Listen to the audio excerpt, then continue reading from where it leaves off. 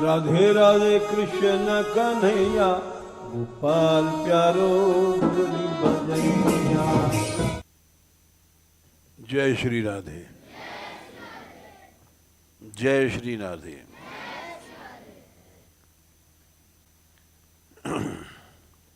प्रसंग चल रहा है वो तीसरे स्कंद में 16वें अध्याय में जो भगवान ने कहा है 10वां श्लोक, भेद बुद्धि से द्रक्षन्ति देखेंगे, ये में तनुर्द्विजवरान दूतीर मदीया, भूतान्यलब्ध शरणानि च भेद बुद्ध्या, द्रक्षन्त्य घक्षत दृशो यही मन्यवस्थान, गृद्धा रुषा कुशन्त्यधिदण्डनेतु।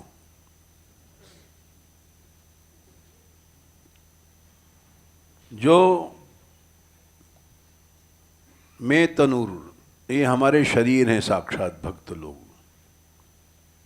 द्विजवरान माने भक्त ब्राह्मण, दूती माने गाय दूध देने वाली गायें, अनाथ प्राणी, ये हमारे शरीर हैं।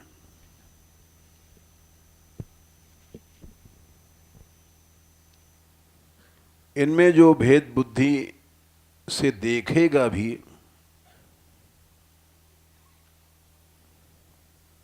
उसकी दृष्टि, उसकी चेतना क्षत माने नष्ट हो जाती है। दृष्टि माने चेतना।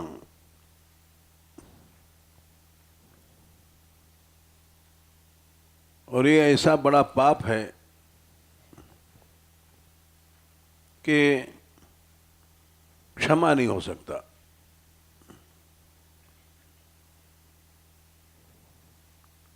उनको निश्चित नरक की प्राप्ति होती। अधिदंड नेतु माने यमराज।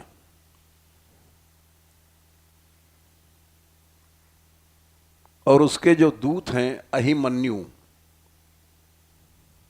सर्प से भी ज्यादा क्रोधी हैं, वो नोच नोच खा जाते हैं।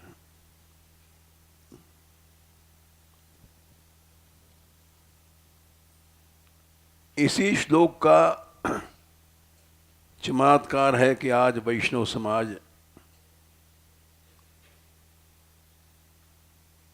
तेजहीन हो गया है।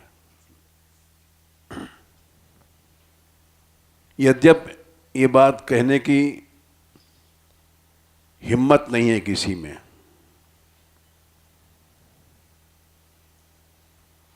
क्योंकि वैष्णव समाज, साधु समाज, इसकी आलोचना करने वाला वो निकृष्ट माना जाएगा।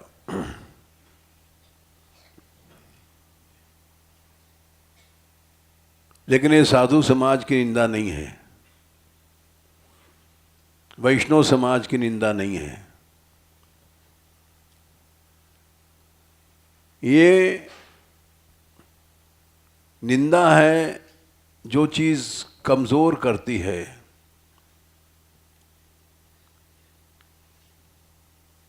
और जिससे समाज को बचाना भी एक धर्म है।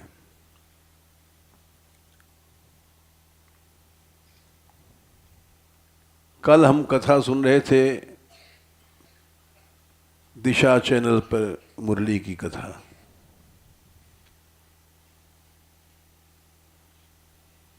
तो इसने कहा कि बरसाना नित्य भूमि है और प्रकट लीला भूमि वृंदावन है।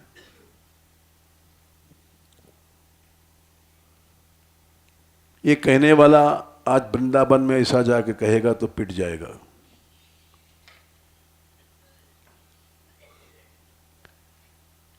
क्योंकि वृंदावन वाले केवल 5 को उसको वृंदावन मानते हैं। और वो नित्य भूमि है और उस बरसाना इत्यादि प्रकट भूमि मानते हैं।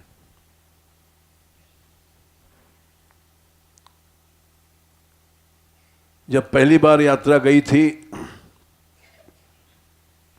तो वहाँ रुकी थी रामजी बाई में। छोटे सी यात्रा होती थी, 100-150 आदमी होते थे। हम वहाँ बोल रहे थे पहली बार वृंदावन में। तो नाम नहीं लेंगे हम किसी का। एक बहुत बड़े वृंदावन के पूज्य व्यक्ति ने वहाँ सुना हमारा भाषण और उन्होंने कहा कि ये पिट के जाना चाहिए बाबा जी। अगर पिटे बिना चला गया तो धिक्कार है वृंदावन को।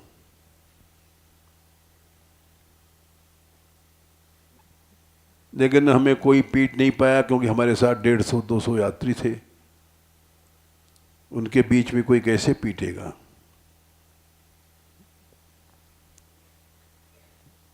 कुछ लोग गिरिराज जी में पीटना चाहते थे तो बीर बाबा लड़ गए थे। वो चोरी से आए थे यात्रा में। हम यात्रा में पहले शुरू होने के पहले लघु शंका करने जाते हैं, जाते थे, अब तो नहीं। तो जैसे ही हम लघु शंका करने गए कैंप के पीछे, 2-3 लोग तैयार थे मारने को हमें। वो जैसे आगे आए तो बीर बाबा थे तो छोटे से लेकिन बड़े बहादुर आदमी थे।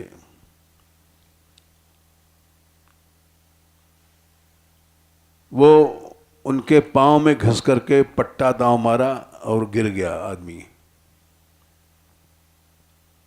और एक और साधु था, वो क्या कहते हैं, कराटे जानता था। उसने पिटाई कर दिया उसकी।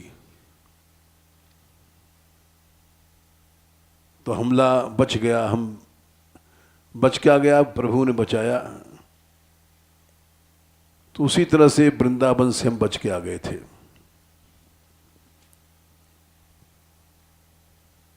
कल इसने जो भाषण दिया यहाँ चैनल पर आ रहा था, यहीं रसमंडप में, उसमें कहा कि हमारा नाम लिया पूज्य गुरुदेव ने, ये पद बताया हमको, सहज गोरी के गोरे पाए। प्रमाण है, ऐसा नहीं, व्यास जी के पद है, धन धन बरसानो गाँव। वृंदावन में ठाकुर जी नहीं मिले। ढूंढ फिरी वृंदावन सगरो, नंद टूठोना श्याम। व्यासदास की जीवन राधे, धन्य बरसानो गाम। हम सुनकर के हंसते रहे कि अच्छा किया हमारा नाम लिया, क्योंकि मानगढ़ में तो कोई लठ लेके मारने आएगा नहीं। और इसने हमारा नाम लिया, ठीक किया, सारी चोट हमारे ऊपर गई। ये अच्छा किया। इसको पता नहीं कि ऐसा कहने का दुष्परिणाम क्या होगा। इसी के पीछे हरगुलाल ने बाबा को छोड़ दिया था, बरसाना छोड़ दिया था इस संकीर्णता में।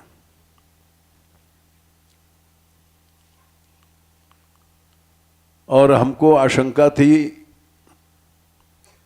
रसीली ब्रज यात्रा में इसने जो लिखा है, निकुंज आदि में जो भेद करते हैं वो अपराध है, इसका विरोध होगा वृंदावन में। अभी तक तो विरोध हुआ नहीं, क्योंकि सत्य बात है। पंच योजनात्मक वृंदावन है, शास्त्र कहता है। तुमने केवल 5 कोस वृंदावन बांध रखा है, संकीर्णता है।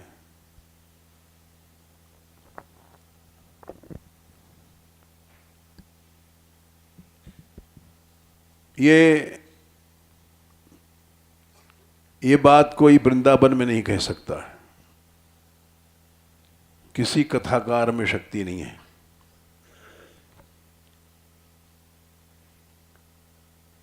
ये बात कोई यहीं का आदमी भले कहे, केवल मुरली कह सकती है, क्योंकि उसको कोई भय नहीं है।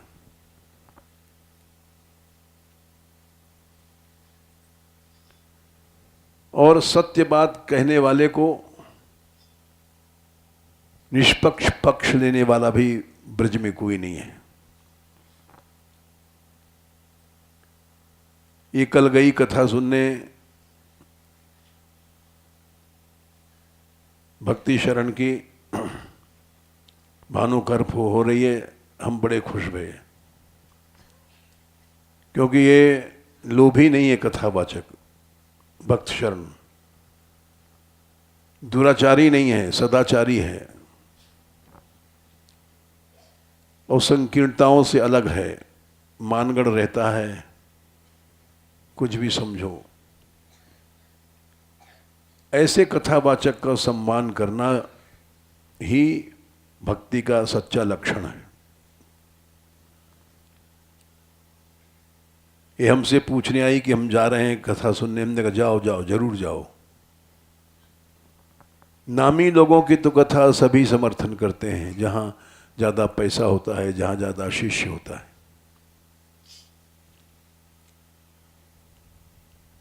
सच्चे व्यक्ति का समर्थन करना किसी का साहस की बात नहीं है।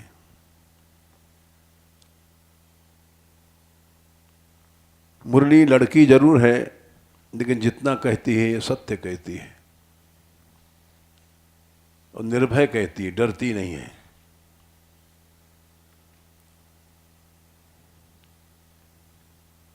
व्यास जी ने एक और बात लिखी है, वो कहना ये भूल गई। इसी पद में आता है, धन्य वृषभान धन्य बरसानो धन राधा की माए, जहां प्रगटी नटनागर खेलत पतिसो रति पछताए।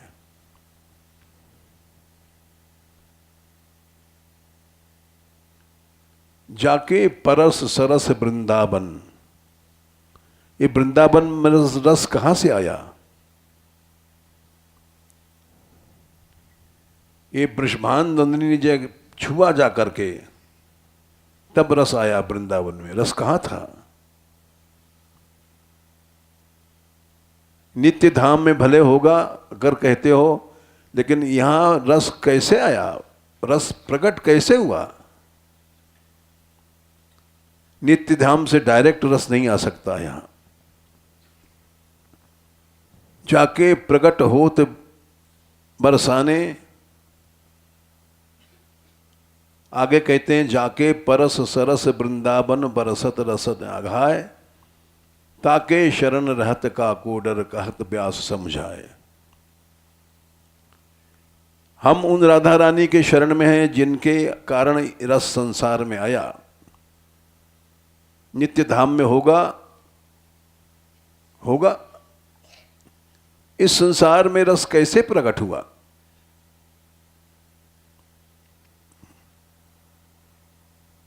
इस संसार में रस प्रकट होता है भगवान के अवतार से।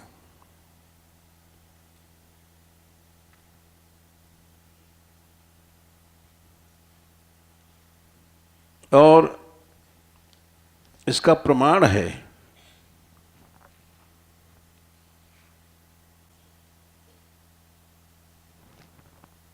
एक बड़ा सीधा सा तर्क है और सीधा सा उत्तर है।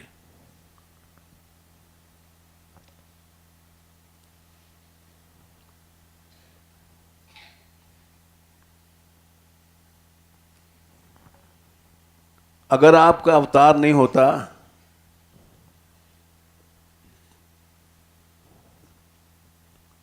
पंद्रहवें अध्याय में सनकादिक ने कहा है, 15/47,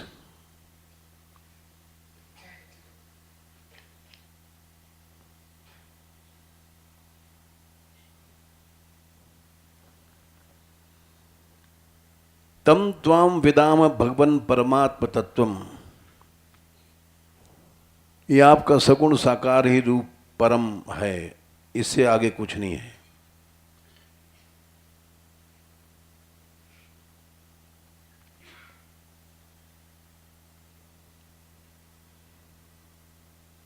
यही एक और श्लोक आता है,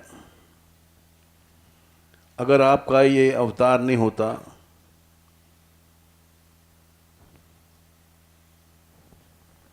तो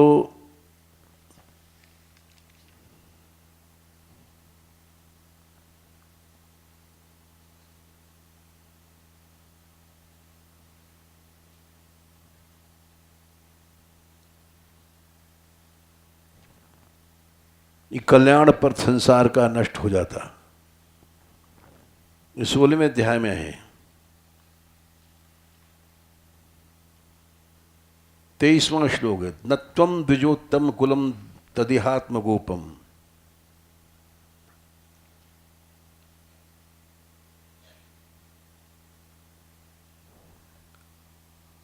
और इस सारे संसार सा कल्याण मार्ग नष्ट हो जाता। तरेव नंक्षति शवस्तव देव पंथा, 23वां श्लोक है। ये कल्याण मार्ग ही संसार में नष्ट हो जाता, कोई जानता नहीं भगवान कौन है। लोको ग्रहीत अग्रहीत ऋषभस्य ही तत्प्रमाणम।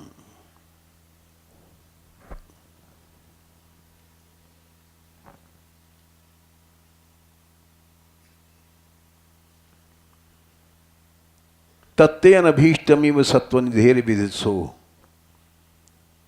वो आपको पसंद नहीं है।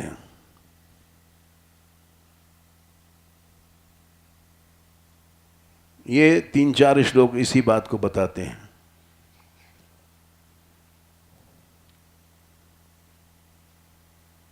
संसार में कल्याण नाम की चीज ही नहीं रह जाती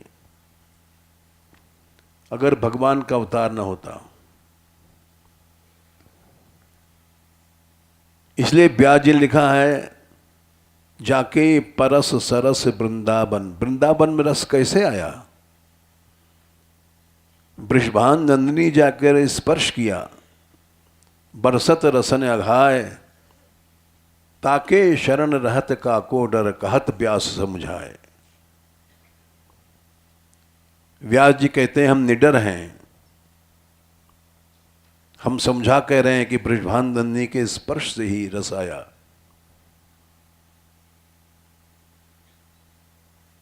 न त्वं द्विजोत्तम कुलम यदिहात्म गोपम, गोप्ता वृषः स्वरहणेन ससूनृतेन, तरेव नंक्षति शवस्तव देव पंथा।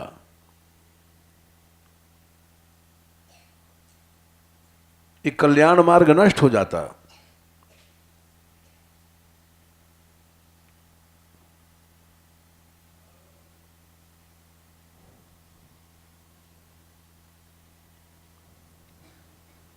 लोको अग्रहीष्यद ऋषभस्य ही तत्प्रमाणम।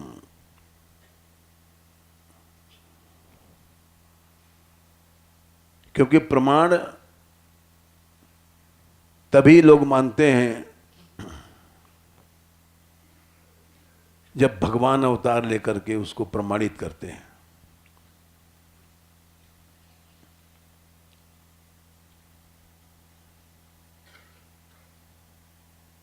और इसलिए जो लोग नित्य लीला के पक्ष में अवतार लीला का खंडन करते हैं, वो निश्चित रूप से उनका पतन हो जाएगा। परम पद प्राप्त करके भी पतन हो जाएगा।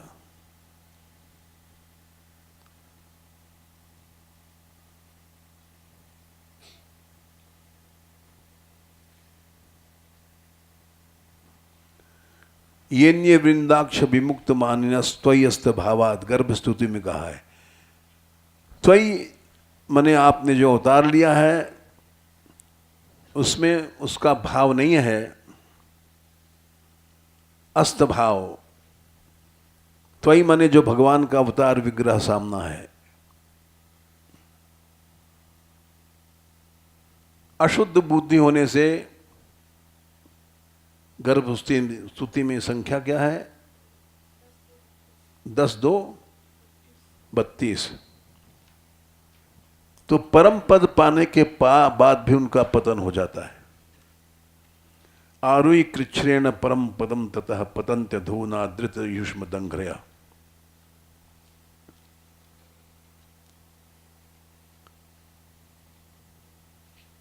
वैकुंठ आदि नित्य धाम से भी पतन हो जाता है। जय विजय को हुआ पतन, गोलोक से शंखचूड का पतन हुआ। कोई भी नित्य धाम में पहुंच जाएगा तब भी गिर जाएगा।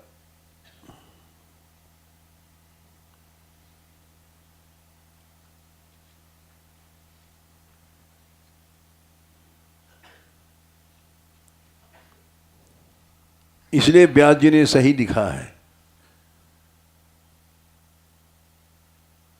जाके परस सरस वृंदावन बरसत रसन अघाय।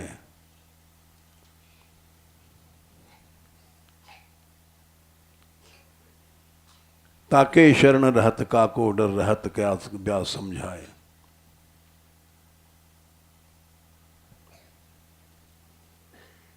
इसलिए जिन लोगों ने नित्य धाम की लीला गाई है,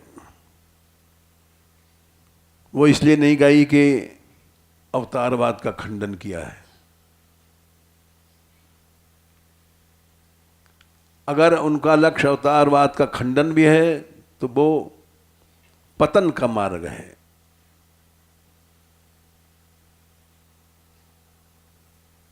डंके की चोट पर कह रहे हैं हम, वो रसिक झूठे रसिक हैं, वे जीते जी कामी क्रोधी बन जाते हैं, संग्रही बन जाते हैं। वो रसिक कैसा है? जो संग्रह करता है, पैसा बटोरता है। वो रसिक कहाँ है?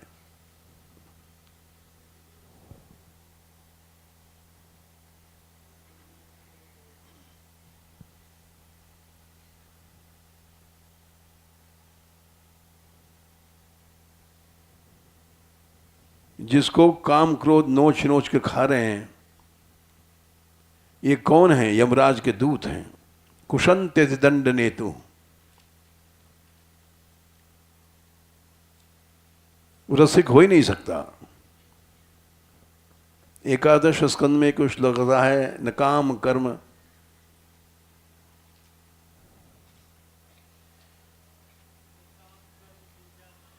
हाँ यस्य चेतसी संभव वासुदेवैक निलय सवई भागवत। संख्या क्या है?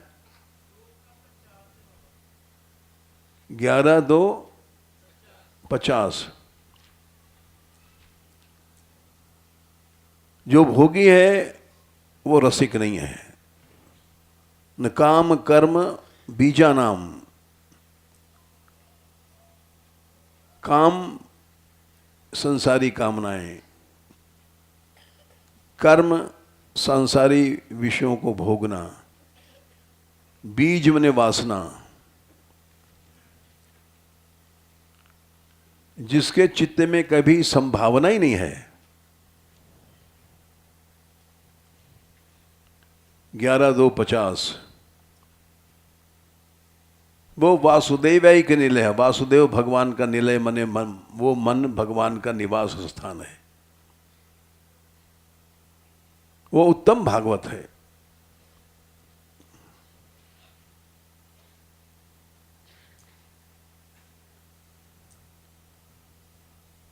इसलिए वो पतन हो जाता है उसका, अवतारवाद का खंडन करने वाला का। त्वयि भावाद अवशुद्ध बुद्धया।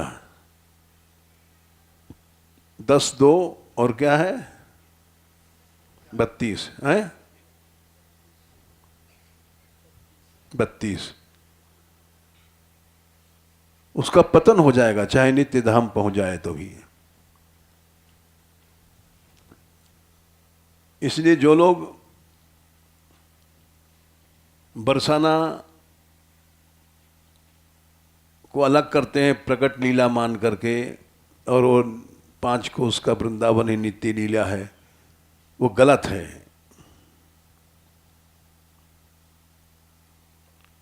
हर तरह से गलत है।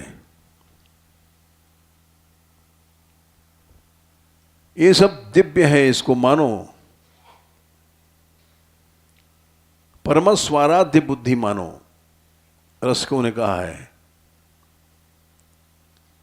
चाहे जैसा भी दिखाई पड़ रहा है, ये क्रूरा पापिनो न साम सदाम संभाष्य दृश्याय शाश्चय सर्वान वस्तुतया निरीक्ष परम स्वाराध्य, माने राधा कृष्ण ही है सब। परम माने सबसे बड़ा तत्व, स्वाराध्य आराध्य हमारे साक्षात ठाकुर जी श्री जी हैं। ये सब ब्रजवासी ये मानो, यही रसिक मार्ग भक्ति मार्ग सच्चा मार्ग है। भेद बुद्धि पैदा करके अभाव पैदा करते हो तो निश्चित रूप से यमराज के दंड के भागी हो गए।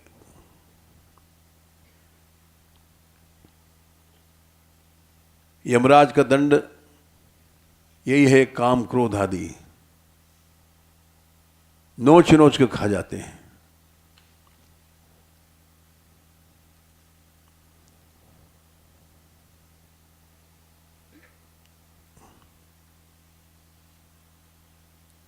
ये 16वें अध्याय में 30वें स्कंद में ऋषियों ने कहा, सनकादिक ने 23वें 24वें श्लोक में, न तुम द्विजोत्तम कुलम, अगर आपका अवतार न हो तो कल्याण रास्ता नष्ट हो जाएगा। संसार में कोई जानेगा नहीं भगवान क्या चिड़ी है।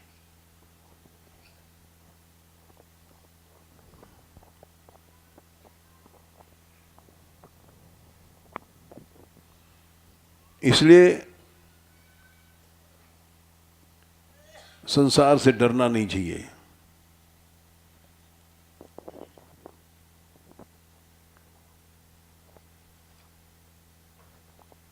यद्यपि ऐसी बात का विरोध हो सकता है, लेकिन हुआ नहीं।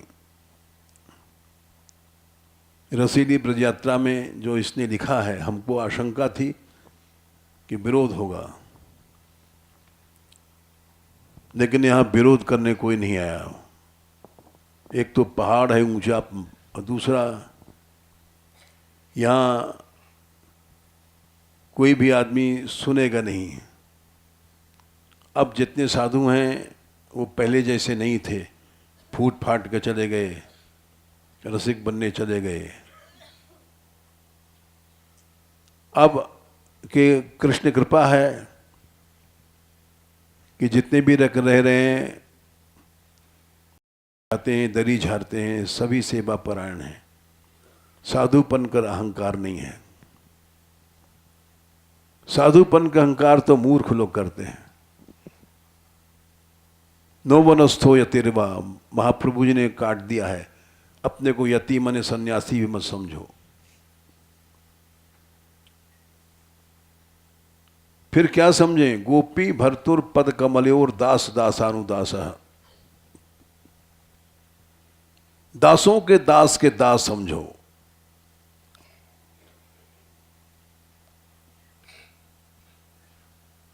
यही बात सच्चा भक्ति मार्ग है। तुलसी जाके बदन थे धोखे निकसत राम, वाके पग की पगतरी मोरे तन को चाम। धोखे से ही भगवान नाम जिससे निकला है, अपना शरीर काट करके उसके अपनी चमड़ी से उसके जूते बना दो।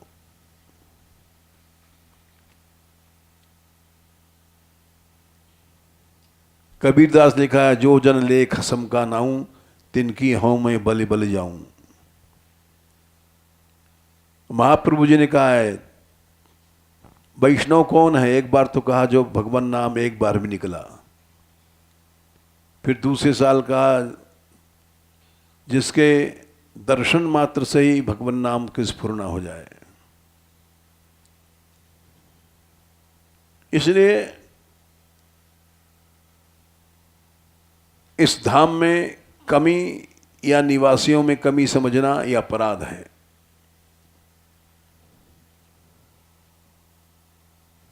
ये सत्य है, इसको निश्चित रूप से डंके की चोट पर कहने वाला ही कथावाचक है, और नहीं तो कथावाचक नहीं, कथावंचक है। अति मोहि अति प्रिय मोहि यहां कै बासी, मम धामदापुरी सुखरासी। भगवान राम ने भी कहा है, पूर्व मने इस धाम का अवतार जहां हुआ है, यहां रहने वाला ही मुझे प्रिय लगता है। इसलिए धाम में लोग आते हैं, रहते हैं। यहां रहने मात्र से भगवान की प्रीता मिलती है।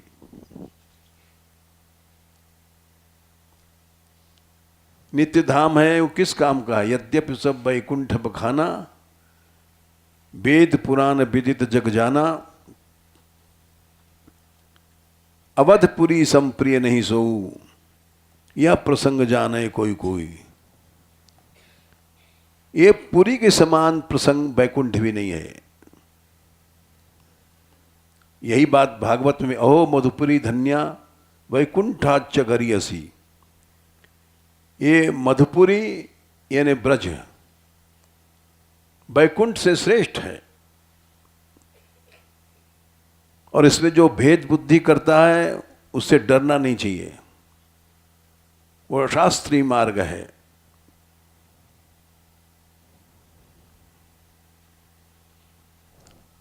ये भेद बुद्धि करने वाले निश्चित नारकी हैं। इसका प्रमाण देखो।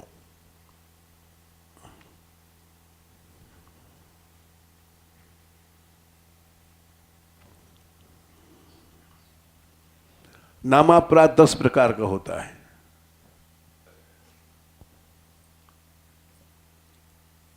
सताम निंदा, साधुजनों की निंदा करना।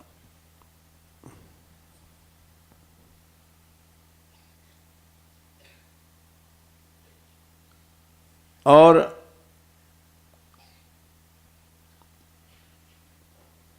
भेद बुद्धि करना शिव विष्णु के नाम में।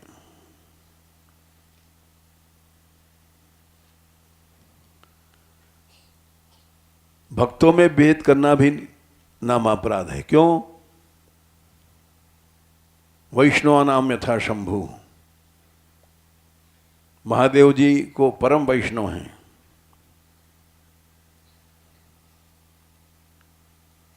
वैष्णव में भेद करना भी नाम अपराध है।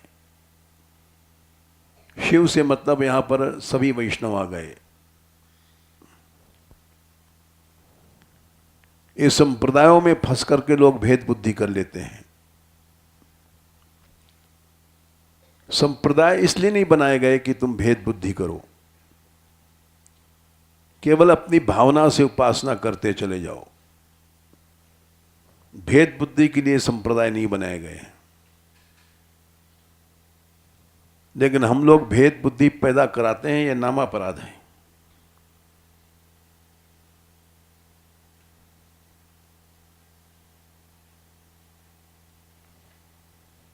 तीसरा है अवज्ञा। गुरुर अवज्ञा, गुरुजनों की, संतों की अवज्ञा करना। चौथा है श्रुति शास्त्र निंदनम, निंदा करना शास्त्र, वैष्णव शास्त्रों की।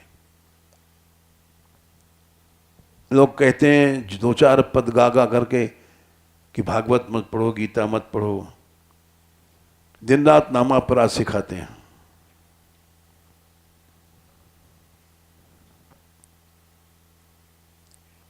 सताम निंदा नामना निरम अपराधम वितुनुते यतः ख्यातिम तातम कथम सहते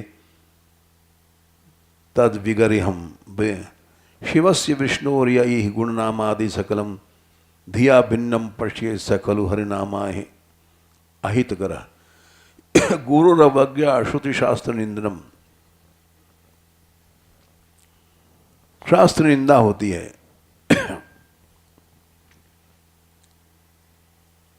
ये चौथा नाम अपराध है। पांचवा है हरिनाम में अर्थवाद,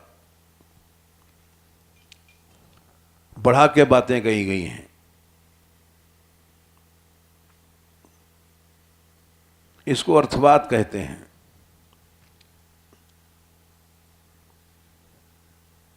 इसका फल भोगना पड़ता है।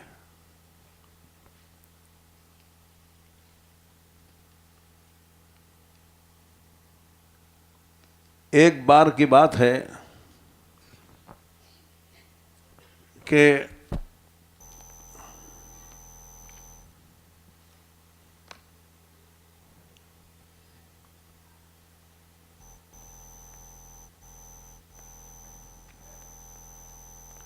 महाप्रभु जी के समय में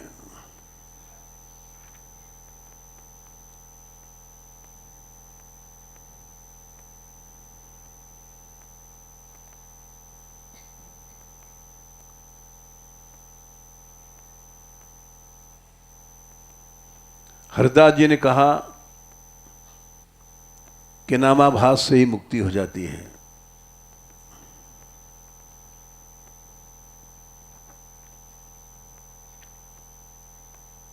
तो वो वहाँ एक गोपाल पाल थे,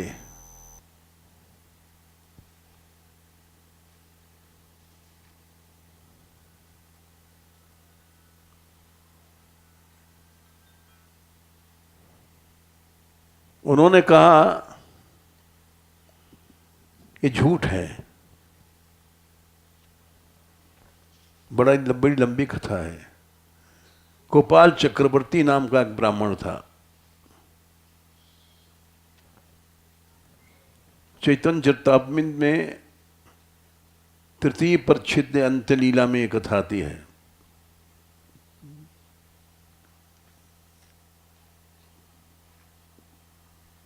और बोला कोटि जन्मे ब्रह्म ज्ञाने जय मुक्ति नय, यही कहे नामाभासे से ही मुक्ति है। करोड़ों जन्म में जब मुक्ति नहीं होती है, नामाभास से कैसे हो जाएगी। गोपाल चक्रवर्ती ने कहा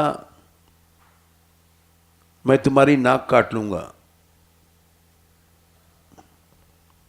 हरदास ठाकुर बोले नामाभास से मुक्ति न हो तो तुम हमारी नाक काट लेना। बलरामाचार्य ने समझाया और आखिर में चले गए उठ करके।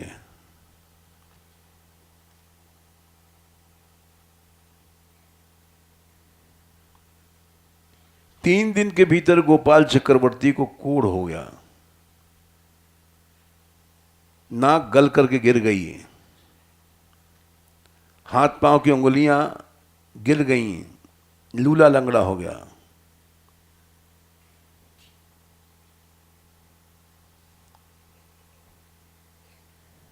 ये अपराध का दंड इसी जन्म में मिला, 3 दिन के भीतर।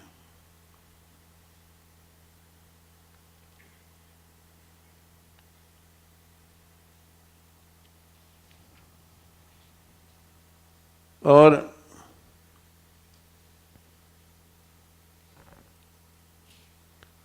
बड़ी लंबी कथा है।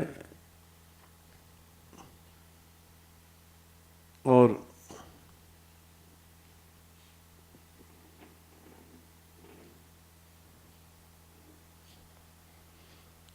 इसलिए इसका दंड है कि हम लोग भगवान नाम लेते हुए भी लोभी हैं, कामी हैं, क्रोधी हैं, क्योंकि नामापराध करते हैं। नाम में अर्थवाद की कल्पना करना, इसी तरह से धाम में ये बढ़ा के बातें कही गई हैं। धाम की महिमा, ये नाम अपराध है।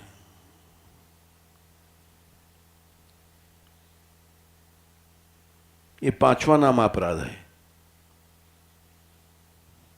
6वां है नाम के बल पर पाप करना।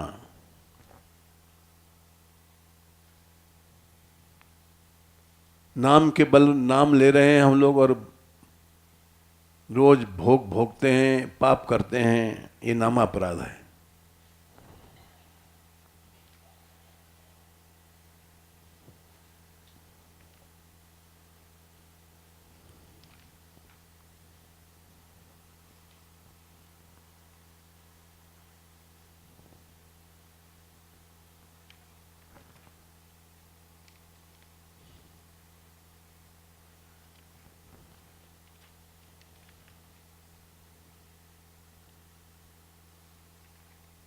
ले ये रख ले।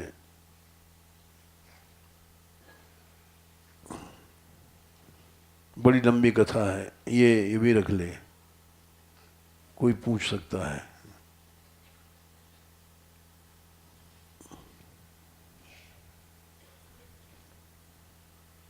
क्योंकि हम तो जाते नहीं बोलने कहीं भाषण वाषण करने।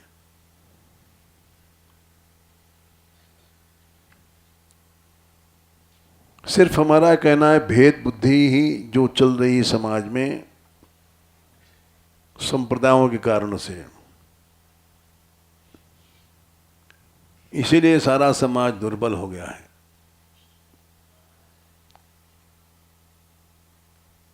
इतना दुर्बल हो गया है कि अगर कोई किसी के पास पैसा नहीं है तो यात्रा नहीं कर सकता।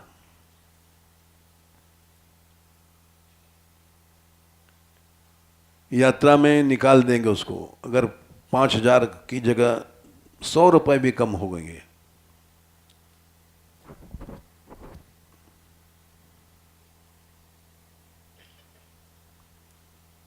ये सब क्या है? अपराध है।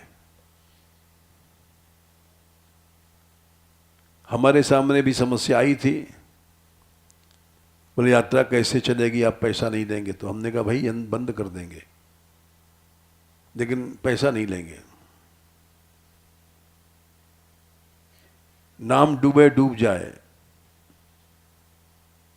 प्रतिष्ठा चली जाए चली जाए, नाम के पीछे पैसा कमाना ये नाम अपराध है।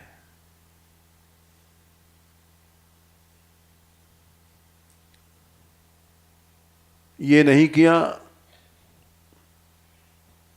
तो यात्रा बढ़ करके सबसे ज़्यादा बड़ी बन गई। 15-15 हज़ार आदमी किसी यात्रा में नहीं चलते।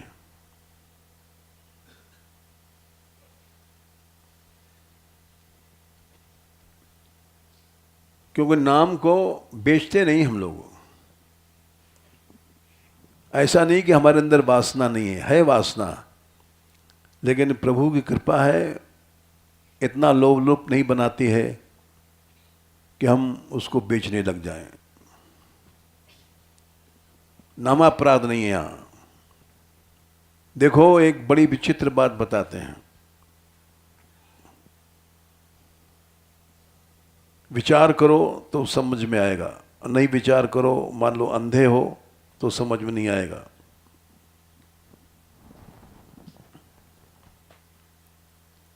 धन के जो 15 दोष हैं,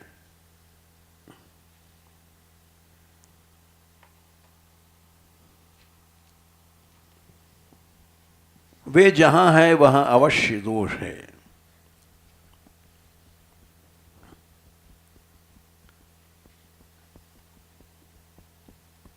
पंद्रह दोष कौन कौन से हैं? 11 स्कंध 23वां अध्याय 18वां श्लोक।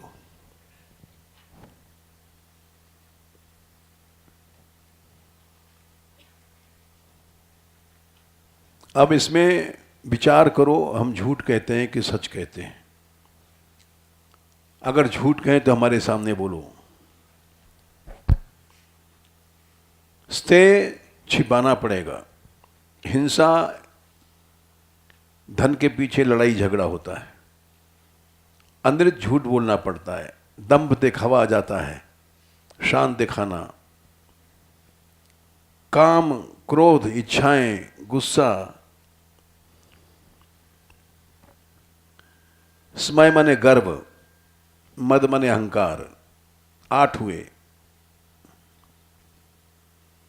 और भेद, आज बड़े बड़े संप्रदायों में, मंदिरों में भेद है, उसका अकाउंट अलग है, उसका अकाउंट अलग है। क्या ये है कि नहीं है बताओ? ये दोष है कि नहीं है? ये है, तुम मत कहो हम कहते हैं। भेद आ जाता है, एकता नहीं रहती है,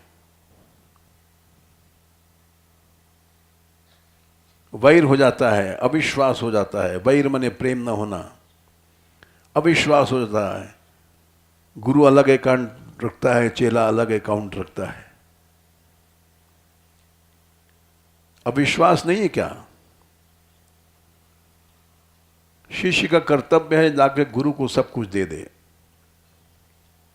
उसको शिष्य कहते हैं।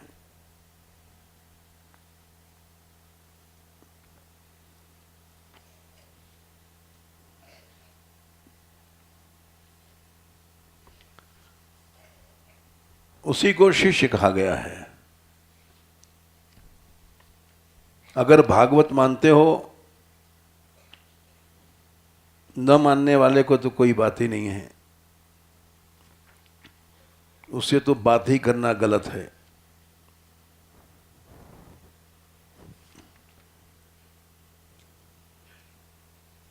दसवें स्कंद में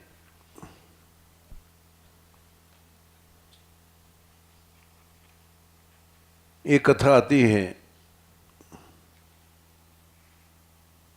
सुदामा जी का चरित्र किस अध्याय में आता है भाई? 80।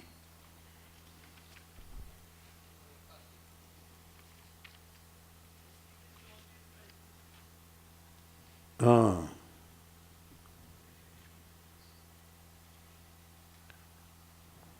अस्सी का 41। शिष्य कौन है? एतदेवि सत्शिष्यैः कर्तव्यम गुरु निष्कृतम यद्वै विशुद्ध भावेन सर्वार्थात्मार्पणम गुरु। शिष्य वही है, आत्मा माने शरीर, अर्थ माने पैसा, सब कुछ भगवान गुरुदेव को अर्पण कर दिया, उसको शिष्य कहते हैं।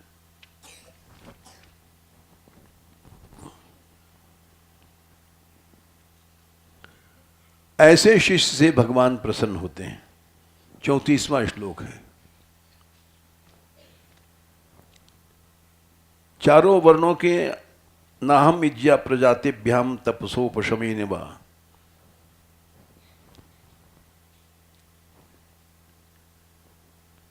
इज्या यज्ञ करना, वेद आदि पढ़ना ब्राह्मण के, ब्रह्मचारी के धर्म है। प्रजाति माने शास्त्र ढंग से गृहस्थ का पालन करना। वानप्रस्थ में तपस्या करना। उपशम माने संन्यास। इन चारों धर्मों से मैं संतुष्ट नहीं होता हूं जितना कि गुरु भक्ति से संतुष्ट होता हूं। गुरु भक्ति क्या है? 41वें श्लोक में कहा उन्होंने। सब कुछ अर्पण। अब हम पैसा बचा के अलग रखते हैं, शिष्य अलग अकाउंट करता है, गुरु का अकाउंट अलग है। ये क्या भक्ति है?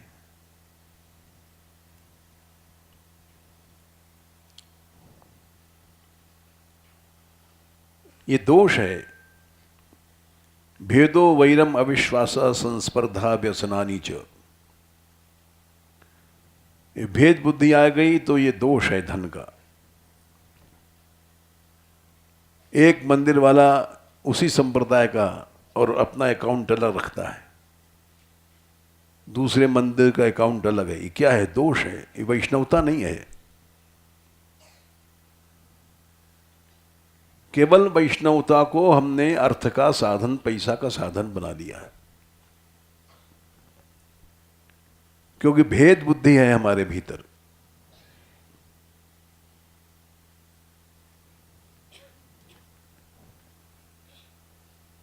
ये इसलिए भगवान बोले 19वें श्लोक में 23 को 19, तस्माद अनर्थम अर्थाख्यम। अनर्थ, ये पैसा अनर्थ है, इसको लोग अर्थ कहते हैं। श्रेयोर्थी दूर तस्ते, दूर से छोड़ दो, छूना नहीं है। इसीलिए महात्माओं ने लिखा है, पैसा पापी साधु को छुवत लगावे पाप। छुओगे बस उससे पाप लग जाएगा, छुओगे तो 15 दोष आ जाएंगे। विमुख करे गुरु इष्ट सो उपजावे संताप। गुरु से और इष्ट से विमुख कर देगा। उपजावे संताप, ज्ञान वैराग बिगाड़े, काम क्रोध मद मोद लोभ मत्सर संगवारे।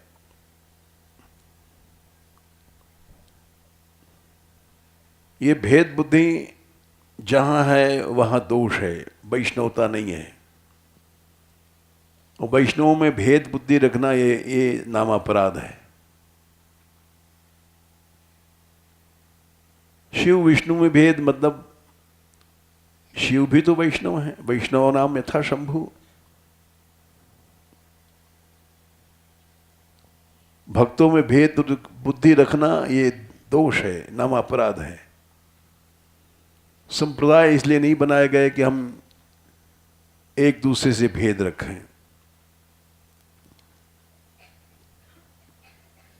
किसी ने प्रश्न किया था कि हम फिर आचार्य निष्ठा कैसे मानेंगे। आचार्य निष्ठा माने यही नहीं कि दूसरे से भेद करो, सब में भाव रखो। अगर भेद बुद्धि रखते हो तो अवश्य तुम दंड के भागी हो, नरक के भागी हो। सारा समाज तेजहीन हो गया है, ये भेद बुद्धि कारण हुआ है।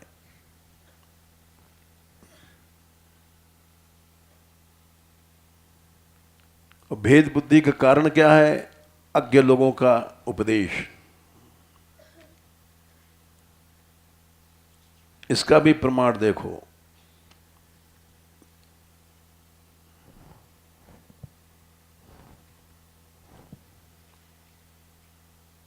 पहले स्कंद में ही इसका प्रमाण और दे देंगे,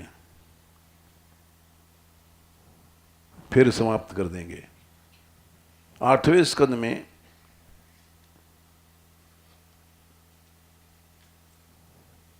24वें अध्याय में 51 नंबर का श्लोक, जनो जनस्यातिशते असतीम मतीम। आजकल बहुत से लोग गुरु बन जाते हैं, हम जैसे लोग, वो भेद बुद्धि सिखाते हैं। एया प्रपद्येत दूरत्यम तमः। उससे जीव का ऐसा नाश होता है कि ऐसा अंधकार मिल जाता है कि कभी दूर नहीं होगा। दुरत्य अंधकार को प्राप्त होता है। किसी के पास 1 लाख शिष्य है, किसी के पास 2 लाख हैं, किसी के पास 1-1 करोड़ हैं।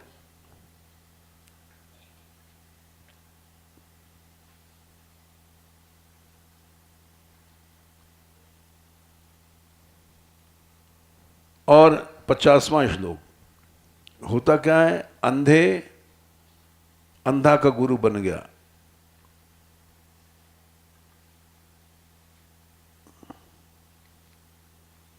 इसलिए नाश को प्राप्त हो जाता है।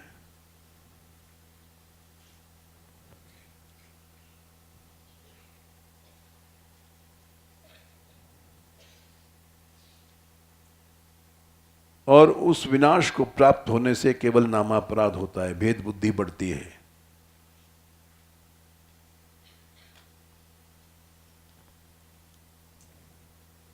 केवल प्रभु कृपा करें जब भेद बुद्धि नष्ट होती है। जय श्री राधे।